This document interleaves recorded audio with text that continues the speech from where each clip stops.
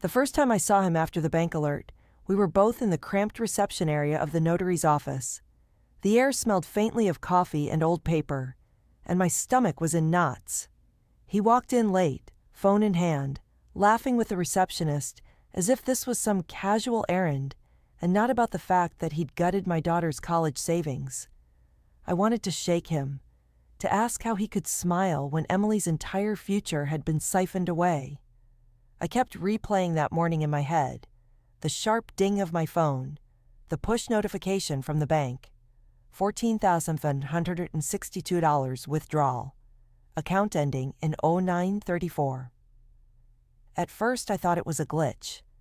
That account wasn't touched unless it was for Emily's tuition when the time came. And the only other authorized person had been me. And him. My half-brother. My hands had trembled so badly, I dropped the phone on the table. The room around me blurred. Those digits weren't just numbers. They were 4 years of my mother's careful deposits since the day Emily was born. Christmas bonuses, tax refunds, even the $200 she'd tuck in for the future every time she sold an extra quilt at the craft market. Now I was staring at the back of his head, his shoulders loose like nothing was wrong, while the receptionist stapled papers together and muttered about coffee breaks. Did he think this meeting was a joke? Did he actually expect me to swallow this and walk away? The notary's assistant peered out from behind the partition, calling my name first. I stood, my knees stiff, and for a second our eyes met. His smile faltered for a fraction of a second, and in that pause, I saw panic. Small, but there. I reminded myself why I was there. Not to scream, not to beg, but to secure what was left, before Emily's dream disappeared completely. But the question clawed at me. How did we get here? From family to this? And to understand that, I have to take you back to the moment Mom made sure Emily's future was locked away, and the first time my half-brother ever touched it. Shall I write the next chapter? Back then, it felt like a promise carved in stone. I can still see my mom at the kitchen table, her reading glasses halfway down her nose, filling out the forms to open the college fund the week Emily was born. She'd been so deliberate about it, selecting a special account with fees that would make it inconvenient to withdraw early, naming only herself and me as trustees. "This is for Emily to get out of here someday," she'd said, pouring more tea into my cup. "No matter what happens with me, this account is untouchable." Of course, she didn't know she'd be gone less than a decade later. Or maybe she did. She'd been so secretive about her health toward the end.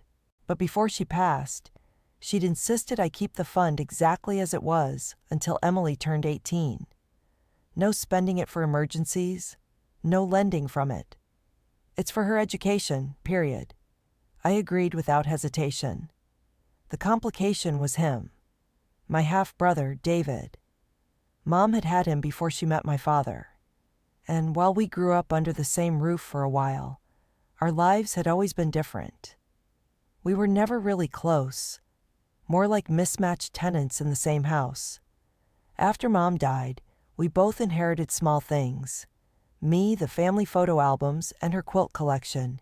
Him, her old record player, and a small life insurance payout. But the college fund was never part of the inheritance. It wasn't any of ours. It belonged to Emily. David knew that. He'd even joked about it once, saying, "Guess I'll have to wait until she's an Ivy League hotshot to borrow a few bucks." I laughed at the time. I shouldn't have. You have to understand, Emily isn't just my daughter. She's my anchor. She's worked since she was 14, volunteering in the community library, tutoring younger kids, doing everything right. And she's dreamed out loud about leaving our small, judgmental town to study architecture somewhere big. Boston, maybe. Every time she spoke about it, I thought about the fund and felt secure. So when that bank alert came, it didn't just shred my trust, it pressed a countdown clock on her entire future. I knew David struggled with money. gig jobs, old debts, a used car that never stopped breaking down. But the idea that he'd gone into that account meant something much darker than just financial carelessness. He'd crossed a line that Mom had drawn before she even left us. That's why, sitting in that notary's office, I wasn't just there for Emily's money. I was there to keep Mom's promise alive. And yet, if I'm honest, the signs that David could do something like this weren't new. They'd been dribbling in for years, long before this blow. Shall I write the next chapter? It started small, and so subtle that at the time I brushed it off as normal sibling friction. I remember one winter when Mom was still alive. David had shown up at her door with a pair of damp sneakers, claiming his rent check had been messed up in the mail, and he needed to stay for just a few nights. Those few nights stretched into 3 weeks. When he finally left, a couple of Mom's things were gone. She didn't say a word. Later, after she passed, there were more little helps he'd request. "Can I borrow $50? I'll pay you back Friday." "Hey, do you still have that coffee table you never use?" He'd show up to pick something up, charm me on the doorstep, promise repayment in some vague future. It was never about the amount. It was the fact that repayment rarely came. And when it did, it arrived in smaller increments, late, with a shrug. At family gatherings, he'd make comments that sounded like jokes, but left a sour taste. "Guess I'm just not on the list of Mom's second-chance kids, huh?" Or, while looking around my apartment, "It must be nice. Steady paycheck, no gambling losses, no repossessions." I'd laugh awkwardly just to change the subject. There was one time, about 3 years ago, when he asked about Emily's fund directly. It was after dinner at my place. He leaned against the kitchen counter, swirling the last bit of wine in his glass, and said, "So that account Mom set up for Em, that's still growing pretty well, right? You must be tempted to dip into it sometimes." I shut it down immediately, reminding him it wasn't ours to touch. His answer had stuck with me. Funny thing about funds, they're still just numbers in a bank until someone actually spends them. I should have recognized then how he looked at the account. Not like it was sacred, but like it was a pile of unused chips sitting in front of the wrong player. These moments had built into a pattern, but I'd dismissed each step, telling myself that David just didn't have the same safety net I had. I told myself it was empathy. In reality, I was giving him rope. And now, he'd used it to strangle the one thing I couldn't afford to lose. When I confronted him after the bank alert, all of those small injustices suddenly lined up in my head. It wasn't a one-time slip. It was years in the making, but nothing prepared me for the way he managed to twist this whole thing around when I finally confronted him face to face. Shall I write the next chapter? When I showed up at his apartment, gripping the printed bank statement like it was a weapon, I expected guilt, maybe fear. Instead, he opened the door with this half-smirk, the kind he used when he'd already decided he was in the right. "So," I said, holding the paper in front of him, "do you want to explain why there's $14,000 missing from Emily's college account?" He barely glanced at it before waving me inside. "God, you're making it sound criminal. I borrowed it. I've had this emergency." "An emergency that cost almost 15 grand? That's not borrowing, David." My voice was sharper than I'd planned, but I couldn't stop it. "That's taking." He slumped onto the couch, rubbing his hands over his face like I was exhausting him. "You have a good job. Your bills are covered. You've got savings. I'm drowning here. If Mom were still around, she'd have helped me." That one cut deep, dragging Mom into it, painting himself as the wounded outcast. "You know exactly what Mom said about that account," I snapped. "She was crystal clear. It's for Emily's education, period." He looked up then, his eyes narrowing. "You're hoarding money for some fantasy years from now, while your own brother is getting eviction notices. How is that family?" It was so absurd I almost laughed.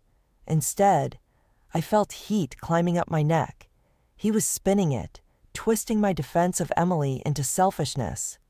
"This isn't about me versus you," I said, but he cut me off with a bitter laugh.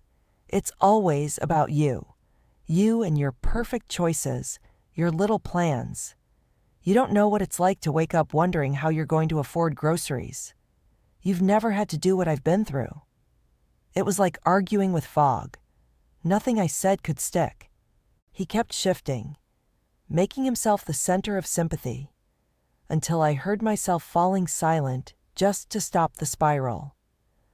I left with no agreement, no apology, nothing but that smirk burned into my brain. And by the time I reached my car, I had the sinking realization that he wasn't trying to fix this. That reality hit even harder when someone else heard about what he'd actually done, and they didn't hear it from me. Shall I write the next chapter? It was 2 days later when my phone buzzed with a text from my cousin Lila. "Is it true David used Emily's fund to fix his car?" I froze. I hadn't told anyone yet. I was still trying to keep this whole thing contained, praying he'd come to his senses privately. My thumbs hovered over the keyboard, unsure if I should confirm or deflect. But before I could type a reply, another message came. "I was at Café Merlot this morning. Heard him telling Nick, the guy he plays darts with, that he finally dealt with the busted transmission thanks to the kid's college stash. He was laughing, saying she wouldn't be using it for years anyway." My stomach turned. The words painted a picture I couldn't unsee. David, leaning back in one of the cafe's red vinyl booths, voice loud enough for anyone to hear, treating Emily's future like petty cash for his latest mechanical mishap. By that evening, the story had moved through the family grapevine at lightning speed. An aunt called to see if I'd sorted it out yet. My neighbor made a passing comment in the grocery store about how hard it must be to have family who take advantage. Every word stung, not just for what they implied, but because once something like this becomes public, there's no pulling it back in. Emily didn't say much, but I caught her in her room later, laptop open to a spreadsheet. When I asked what she was doing, she muttered, "Just rechecking tuition costs for state schools." She'd quietly dropped her dream schools from the list. That broke something in me deeper than any bank alert could. The humiliation wasn't mine alone anymore. It was dripping into my daughter's daily life, making her shrink her own hopes to fit a betrayal she didn't cause. That was when I knew I had to fix this before it hardened into permanent damage. So I decided to offer David a way out, a chance to do right without dragging courts into it. I just didn't expect him to slam that option shut in my face. Shall I write the next chapter? I called him the next morning, forcing my voice to stay level even though my hands were shaking. I told him we needed to meet, somewhere neutral, to work out a repayment plan. My idea was simple: small monthly installments until the fund was whole again. No lawyers, no court records, just a written agreement between us, signed in good faith. To my surprise, he agreed to meet at the park. I arrived early, sitting on a sun-bleached bench with the repayment outline in my purse. I'd even printed 2 copies, imagining him nodding reluctantly, but signing, handing me a shred of reassurance to bring home to Emily.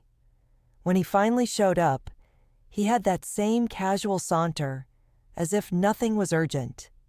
He took the paper, skimmed the first few lines, then let out this slow chuckle that made my skin crawl. "You really think I'm going to lock myself into this?" he asked, holding the page between 2 fingers like it was trash. I blinked. "It's not for me, David. It's for her. You've already taken almost everything." "Careful," he cut in, his voice suddenly sharper. "Because if you drag me into court, I can just reopen Mom's estate. You want me digging through all the old stuff?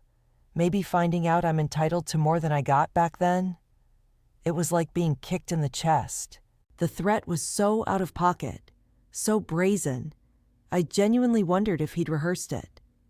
I remembered the months after Mom's death, every decision I'd made with the lawyer, the care I'd taken to keep things clean. The thought of him trying to twist that? My jaw clenched.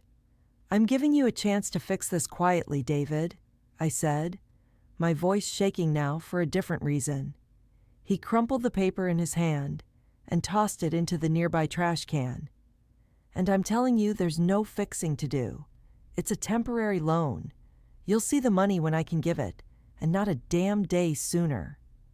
As he walked away, I sat there staring at the trash, feeling something slip in me, the last filament of patience snapping. That was the moment I stopped hoping for a verbal resolution. And the very next sign that I'd been right to give up on him came unexpectedly, from my own daughter's hands. Shall I write the next chapter? That night, Emily knocked softly on my bedroom door, holding her phone like it was something delicate. Her eyes were wide, wary, the way she looked when she'd spilled juice on the rug as a little girl, bracing for my reaction. "I was going through Grandma's old photos on my laptop," she began, "and I found this folder. It had text screenshots in it, between Grandma and David." I sat up straighter. "From when?" She hesitated. "The year before she died." She handed me the phone, and there they were. Long message threads, Mom's green bubbles, David's gray. It started innocent enough, him asking how she was feeling, checking in about her treatments. But then suddenly, there it was, in black and white. David. So if I ever needed a real push to get back on my feet, could we dip into that account for a bit? Just temporary. Mom. "No, sweetheart, that's Emily's. It's not mine to give once she's 18. David. "But you're still in charge for now." I scrolled further. 2 weeks later, another message from him, this time pushing harder, reminding her of all the times I helped you, and pointing out that Em's just a kid. She doesn't need that kind of money yet. The last message in the sequence was hers, firm. "This fund is my promise to her, David. I hope you'll respect that." My throat tightened. All this time, I'd thought maybe his withdrawal had been a spur-of-the-moment bad decision, a desperate act. But these texts proved he'd been fixating on that money long before Mom even passed. There had been intent.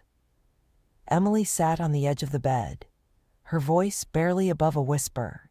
"There's more." She opened her palm to reveal a crumpled store receipt from a high-end electronics shop across town. $3,180 on a new gaming setup, dated just 2 days after his withdrawal from her account. If I had doubted his priorities before, the receipt erased it. This was never about survival. It wasn't rent money or groceries. It was greed mixed with entitlement, plain and ugly. I looked at my daughter, at the injustice in her eyes, and felt something settle hard inside me. This wasn't just betrayal. This was premeditated theft. The next morning, I made the appointment with the notary. I was done negotiating. But the day of the meeting came with its own brand of chaos I hadn't seen coming. Shall I write the next chapter? The morning of the notary appointment, I woke earlier than usual. The house was quiet, but my nerves buzzed like a live wire. I double-checked the folder I was bringing.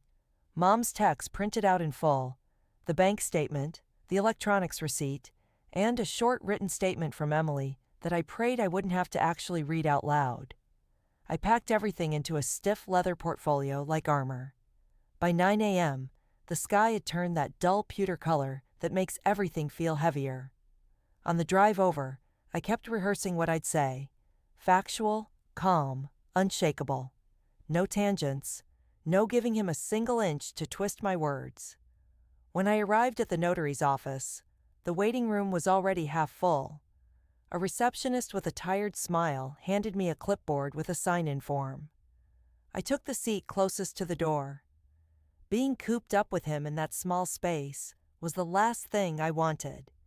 He still made me wait. 10 minutes past our time. The glass door swung open, and David strolled in. Phone glued to his ear, grinning like this was a coffee date. He ended his call and immediately started chatting with the clerk about some summer concert he had tickets for. The casualness of it made my jaw ache. Finally, the assistant popped her head out. "We're ready for you both." The office was warmer than the lobby, the blinds half drawn, and the polished wood table gleamed under a brass desk lamp. David dropped into the chair opposite mine, leaning back like he owned the place. The notary, a thin man in his late 50s, glanced between us. "So, I understand there's a financial matter involving a beneficiary account?" I nodded and slid the bank statement and receipts across the table. "This is an education fund my mother created for my daughter." David withdrew nearly $15,000 without authorization. "These receipts show where part of it went. These," I added, tapping the text printouts, "show he planned to do this long before she passed." David chuckled, like I'd just accused him of stealing a sandwich. "It's a family matter. I told her I'd pay it back. This whole thing is unnecessary." The notary looked at the papers, then at him. "Do you dispute the withdrawal?" David hesitated, then shrugged. "No, but it wasn't theft. It was a temporary loan." My pulse thundered in my ears, but I focused on the notary's pen, watching it hover over the acknowledgement form. This was the moment I'd been building toward. Proof on one side of the table, arrogance on the other. And then something happened across that polished wood that flipped the whole conversation on its head before it was even signed. "Shall I write the next chapter?" The notary adjusted his glasses, slid the papers closer, and then, without warning, asked David, "And where is the collateral paperwork for this loan?" David blinked, caught off guard. "What collateral? It's family. We don't need—" "That's where you're wrong," the notary interrupted, his tone tightening. "The account in question is in a separate trust designation. By state statute, withdrawals not authorized by all trustees constitute misappropriation of funds. If you'd set up a written loan agreement prior, that would be one thing, but you didn't, which makes this precarious." It was the first time I'd seen his smirk falter in public. His knee started bouncing under the table. "Precarious doesn't mean illegal," he pushed back, twisting toward me.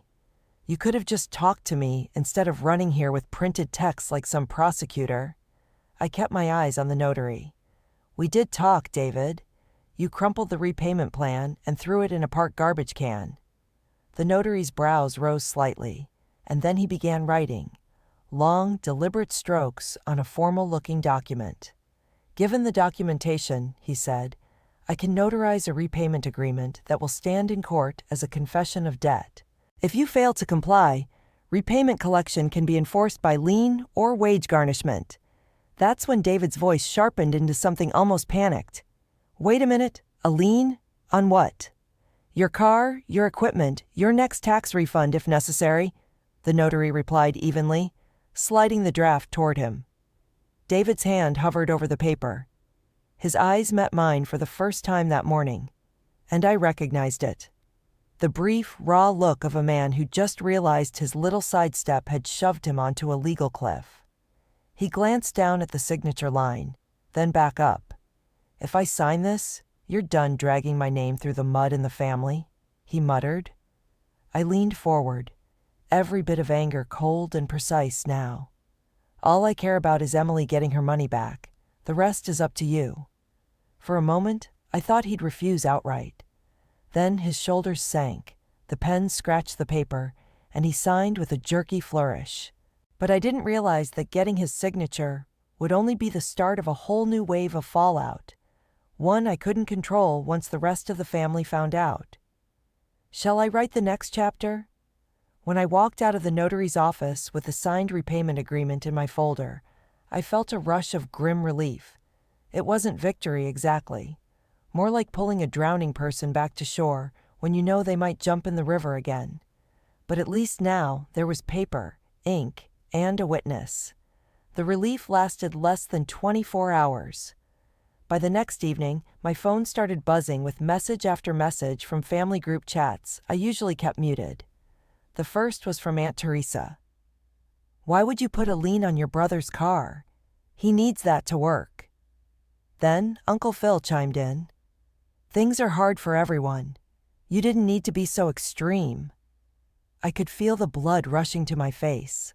David had clearly beaten me to the punch, spinning the story into one where I was the villain dismantling his livelihood, conveniently leaving out the part where he dismantled my daughter's college future.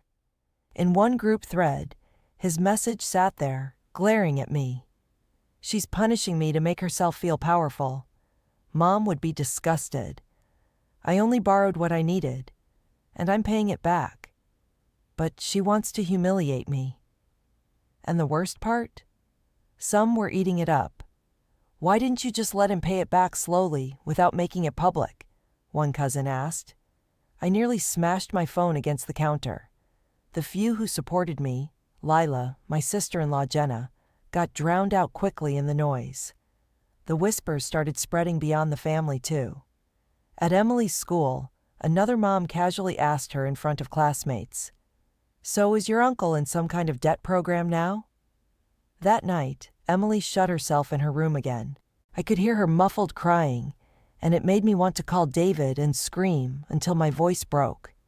Instead, I sat at the kitchen table, staring at the repayment schedule, realizing that yes, I'd forced his hand, but I'd also triggered a chain reaction of public judgment I couldn't reel back in.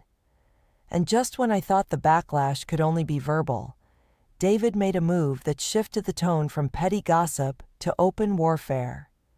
Shall I write the next chapter? It came 3 days later, on a Friday evening, just as I was about to start dinner. A stiff manila envelope slid through my mail slot, stamped with certified postmarkings.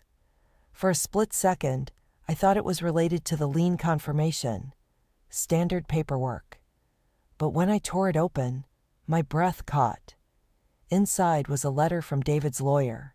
It accused me of defamation of character and intentional infliction of emotional distress, claiming that my public narrative about the college fund withdrawal was damaging his reputation and causing him to lose work opportunities. The letter demanded that I cease all verbal and written disparagement immediately or face a countersuit. The most galling part? A closing line that read, "My client's withdrawal from said account was consistent with an informal family arrangement, which has since been amicably resolved between the parties." Amicably resolved? The audacity nearly made me laugh out loud. If I hadn't been shaking so badly. I pictured him sitting on his sagging couch, grinning as he dictated his version of events to his lawyer, using my own desire to stay quiet against me, twisting the knife deeper. Emily came into the kitchen just then, holding her phone. "Mom, Uncle David posted something weird." She showed me his social media feed. A smiling selfie of him in front of his car, freshly washed and gleaming, captioned, "Some people would rather drag you through mud than see family succeed. I'm still standing. Resilience. Family first." The comments under it were a split battlefield. Some clapping for him, others asking if he was talking about me, a few calling him out outright. But more than anything, it made one thing crystal clear. He wasn't done fighting. Not in the notary's office, not in private, and definitely not in public. Something in me snapped.